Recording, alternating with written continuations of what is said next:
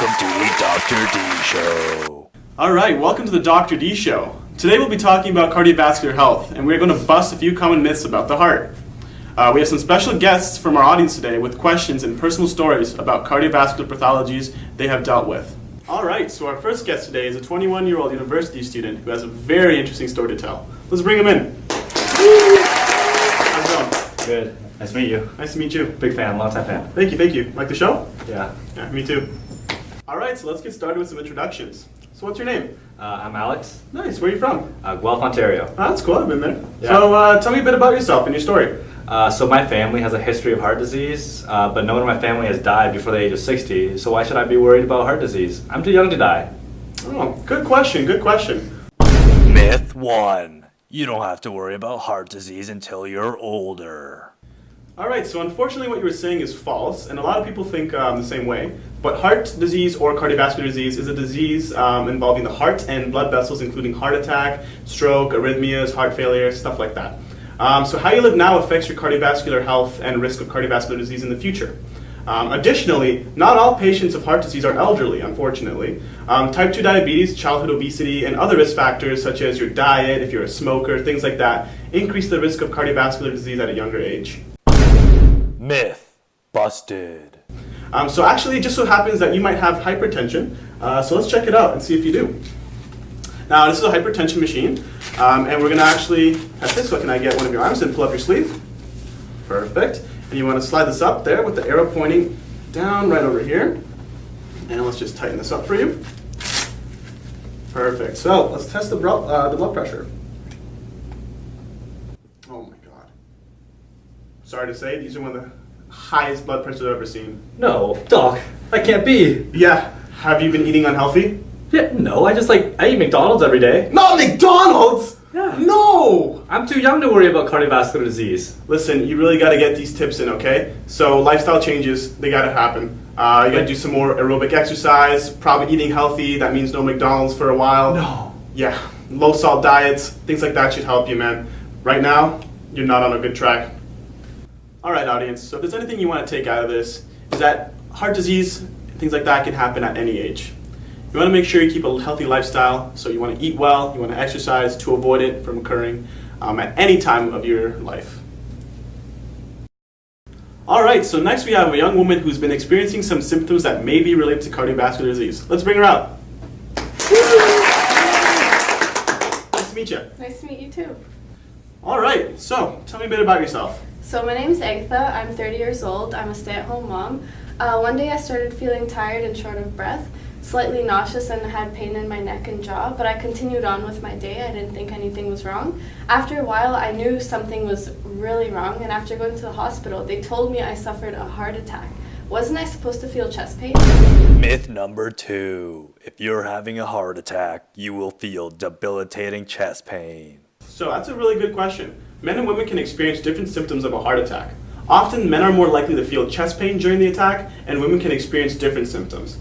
Because of this, many women don't realize they're having a heart attack and may seek care later. So these type of non-traditional pains, like stomach pain, back pain during a myocardial infarction, may result in higher mortality rates for women. So the myth is unfortunately wrong. You do not have to have chest pain while suffering from a heart attack, so that's a big myth too. Women may also need different treatment regimens than men after a heart attack. This is very important to address so we can educate women of what the symptoms may be to recognize when they are having this heart attack. Myth busted.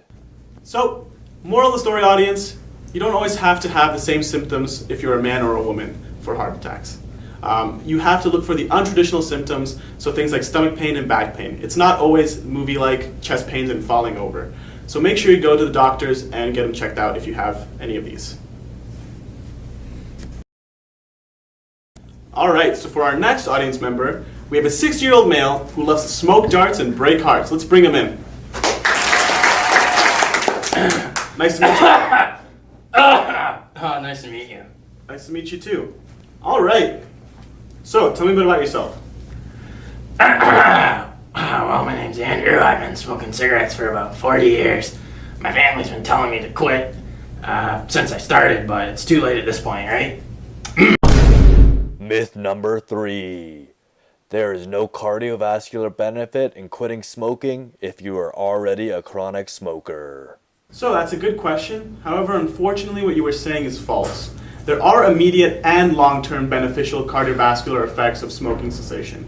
Almost right away, you'll see a drop in heart rate and blood pressure, reducing the load of the heart. Your risk of developing coronary heart disease will drop by 50% after only 1 year. For individuals who have suffered a heart attack, the best preventative measure moving forward is to quit smoking. Now, have you suffered a heart attack? Matter of fact, I've had 2 in the past 7 years. Wow. So yeah, you might want to look into quit smoking. Myth busted. Alright audience, so the main message you want to take away from this situation is that it's never too late to quit smoking. There are short-term and long-term benefits to stopping, so please stop if you can't already. You know what, Doc? I think this is going to be my last cigarette ever. That's good. Who can say where the road goes, where the day flows, only time. Alright, so for our last audience member, we got one more young lady here. Let's bring her in. Nice to meet you. Alright, so tell me a bit about yourself. I'm Lizzie. I'm 16 years old, and I came all the way from Nunavut to be here today. Wow, let's go!